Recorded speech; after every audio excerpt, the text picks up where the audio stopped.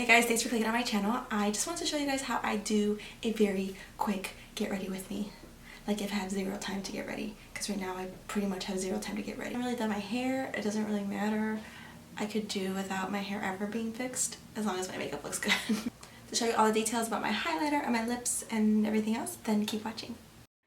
Usually when I'm doing a very quick tutorial or even get ready with me, or if I'm getting ready right away, I like to start off with the liquid concealer if I know that I'm doing a powder foundation. So I lay down the concealer first and I'm blending it out with a beauty blender. This is a damp beauty blender, and the one I'm using is prolongwear MAC. But it could really be any, it just depends on what kind of coverage you want. I needed the concealer to last. I also should mention that I put on moisturizer before I did this.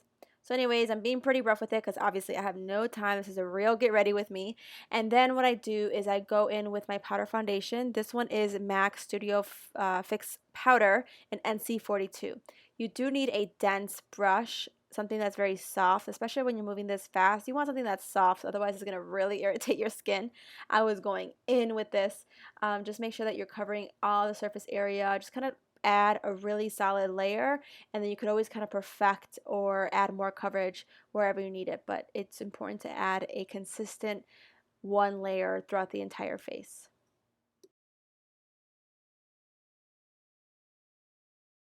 If I were to be called right away that we have to go, I would focus on my brows. So I'm taking some of my brow pencil. There could be some powder foundation that lands onto my brows, so it's important to kind of layer and add some more color back into your brows so they don't look bald or weird. Now I'm adding a bronzer. This is Hoola Bronzer by Benefit.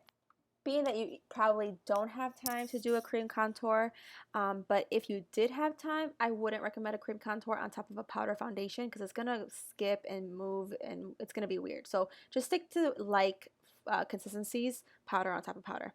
I'm adding a little bit more on my nose just to add some color back into there.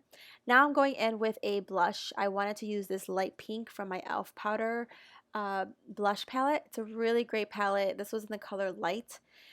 What I was noticing though is that this particular pink did not look great on my skin tone, at least not now. It could look good in the winter, but my tan is a little bit too orange and great for this pale dusty pink color. So I did have to go back and clean it out as much as I could with my beauty blender and dab on top of it, and then I used the darker color on top of that. As you can see, I'm totally confused. So I went in with a darker pink just to layer it on top. So there was a lot of blush, but that's also what happens when you're rushing. Things always will go wrong. But if you need to fix it, just go back in with your beauty blender to kind of pick up some of that product. My favorite way to make a powder foundation look natural and more like your skin and not dry is to add a shimmery highlight. I'm adding the Bobbi Brown one. This one's a great, very shiny product, so it's going to make your face look more like skin. When you're adding all these powders on top of each other, it can look very dull and pale and flat. So adding that shimmery will really make it look like, wait, what foundation are you wearing? Or, oh my God, your skin's beautiful. Another way to make your skin look more beautiful and, shiny looking in the good way is to add a spray. And this is the one by L'Oreal. Now I'm going to quickly curl my lashes. This kind of is a must for me.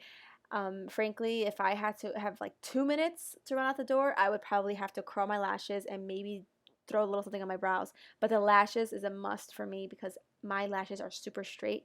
So if I don't curl them, they look like I'm bald in my eye area. I did have some time. So I went in with a layer of the primer by L'Oreal. I did a whole video on this and I'll link that video down below. And just takes place of another layer of mascara. So I just did that layer on the tops and the bottoms. And then I went back in with the same version of the regular mascara on the tops and bottoms. This saves you time because you don't have to do 2 layers. Also, it could potentially save you from making mistakes because the first layer was clear. So at this point, this is when I kind of see, okay, how much time do I really have? Do I even have time to do my hair? 9 times out of 10, I probably don't. So I would just kind of toss it around and then focus back on my face. So I'm taking my 2 bright lip colors. One is from LA Girl, the other is from Sephora. Really, a color like this will make your face look totally put together because it looks like you took your time with it. I didn't take a very specific fine line with this particular liquid lipstick. I just use my finger to run along the edges, so that could also save you some time and effort, and you're not gonna, ruin it by messing up the line, having to remove it or add some concealer, blah blah blah. Your fingers should pretty much do all the work. And then I'm adding the lighter color from Sephora in the center. You didn't really have to, but I was just kind of being extra with the 1 minute that I had left. I hope you guys liked the video. Be sure to subscribe on all my social media thingamajiggers. I have a Twitter, Instagram, and Snapchat. And also be sure to subscribe to my channel. I post videos at least twice a week, and I also post vlogs on weekends. I'll see you guys later. Bye.